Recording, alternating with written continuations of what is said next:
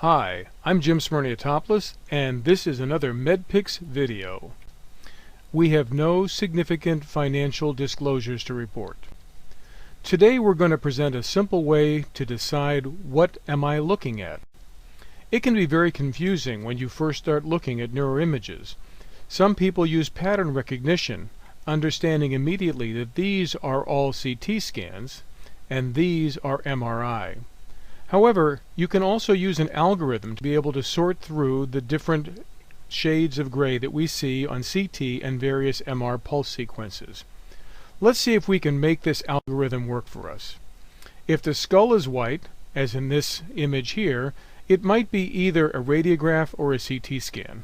This looks like a skull radiograph, and we can easily see that there is a nail in the patient's right orbit. If we look at this image here, we can see the skull as a circumferential white ring around the outside, and the cerebrospinal fluid in the suprasellar cistern and fourth ventricle is dark. So this is a CT scan. But if you look at this image here, we want to be able to sort through very carefully to figure out what it is. The skull is not white. The white ring around the outside is actually scalp fat. This is an MR. And if we look carefully, we can see that the white matter is actually a lighter shade of gray than the gray matter. So this is a T1 weighted MR scan.